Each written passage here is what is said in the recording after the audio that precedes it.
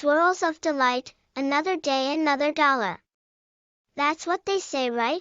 Alright guys, I'm off. See you after work. Mara called over her shoulder as she shut the door behind her. She heard the calls of goodbyes from her family. Bye, have a good day sweetie, wait, auntie, wait. This call caused Mara to stop and turn, pushing the door back open. Small feet came running and a pajama-clad kid came running to the door. Auntie, wait. You need a goodbye hug. Little arms wrapped around Mara, and she accepted the goodbye with a laugh and a quick squeeze. See you later, kiddo. Mara told the little one as she set her down to get back to heading out. Mara closed the door behind her and heard it lock with another muffled, "Goodbye, Auntie," from behind the door. She stood for a moment taking a deep breath and looking up at the sky. The cemented stairs gave view to gray, wet, cold. All right then, Mara said to herself. She grabbed her umbrella from the alcove in front of the basement entrance to her family's apartment. Holding the cartoon-coated umbrella over her head, she started to climb the stairs. The fresh air filled her lungs in a way that awakened her slow limbs and brought a feeling of joy into the forefront of her mind. At the top of the steps, she looked around at the nicely maintained garden her upstairs neighbor and landlord kept. Beautiful, fresh, hopeful, with a clear and happy mind, she began her short walk to the bus stop to head to work.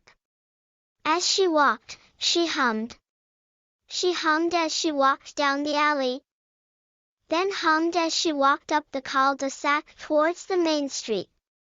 On the main street she lifted her head to look up at the bare trees and the nests birds had left, now in full view with the leaves fallen on the ground. The leaves were plastered to the ground, and they squelched under her feet. She frowned a bit at that. The water on the ground and in the fallen leaves seeped lightly into her socked and shoed feet. She stopped for a moment to lift her foot off a particularly wet bunch of leaves. They stuck to her light pink shoe. She shook her foot to get them loose, but it was no good. Now, with a nose-crinkling, grossed-out look on her face, she scraped her shoe along the pavement to dislodge them. Satisfied with the loss, she went to step forward again to continue her walk. One step, then stop.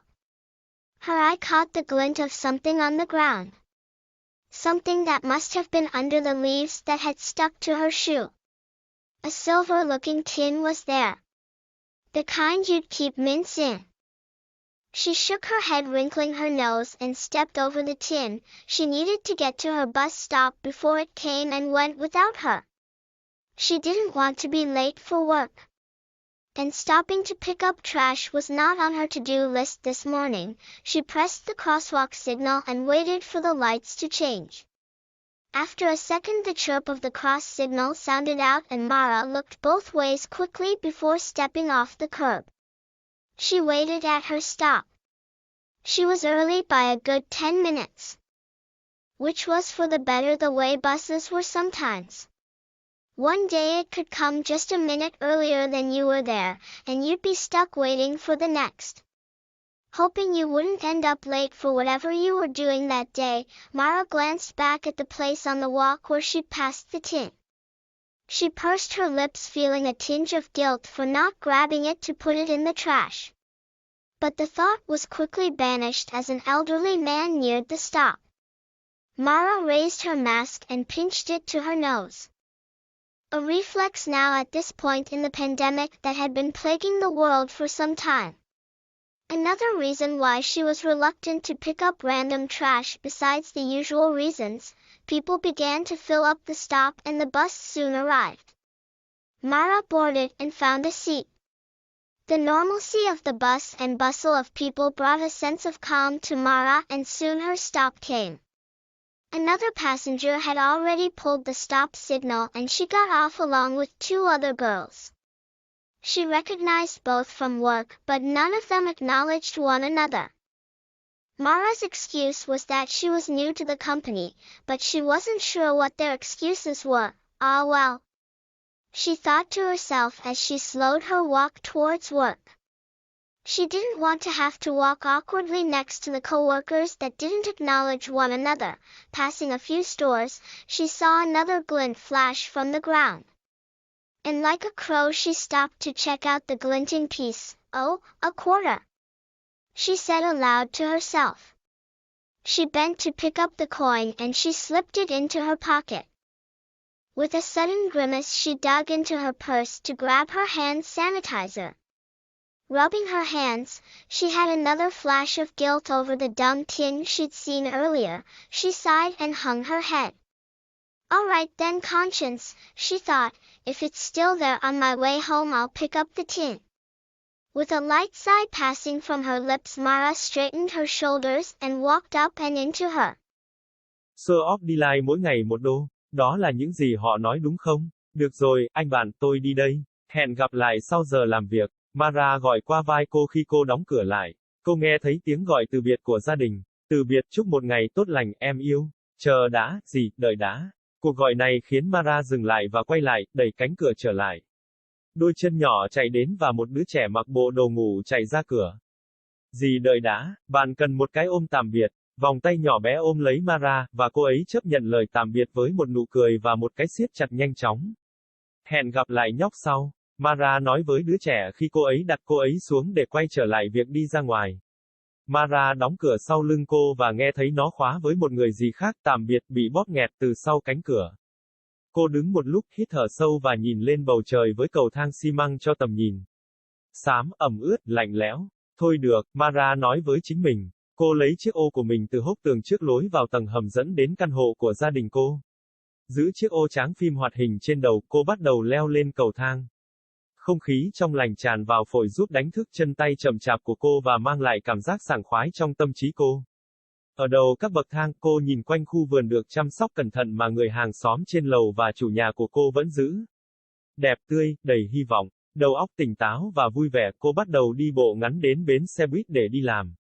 Vừa đi vừa ngân nga. Cô ấy ngâm nga khi đi xuống con hẻm, rồi ngân nga khi cô ấy đi lên cơ nổ đờ xác về phía đường phố chính.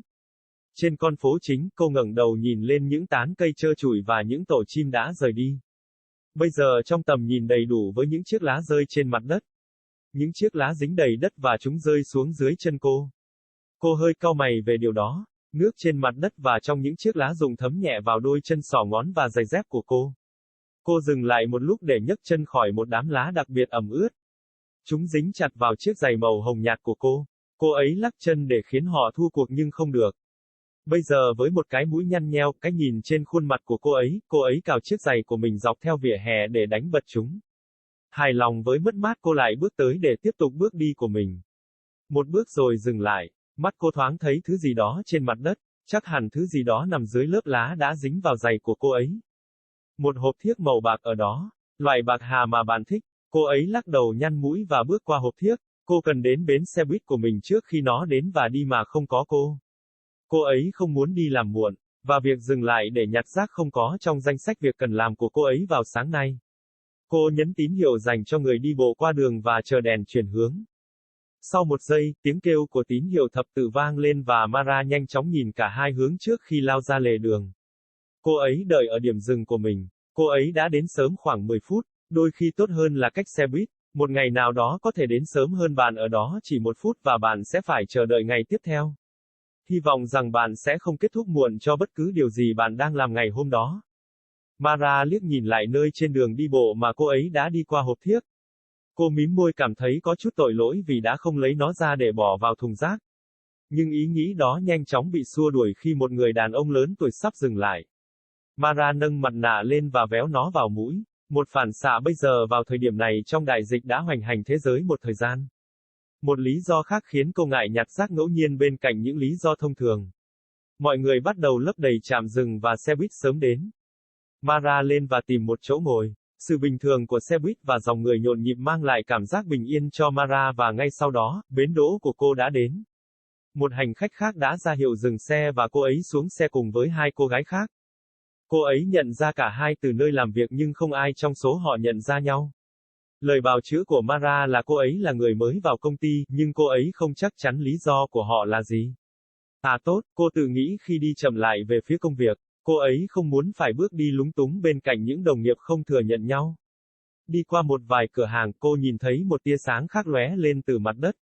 Và như một con quạ, cô ấy dừng lại để kiểm tra mảnh sáng lấp lánh. Ồ, 1/4, cô ấy nói to một mình. Cô cúi xuống nhặt đồng xu và cô ấy đã nhét nó vào túi của mình.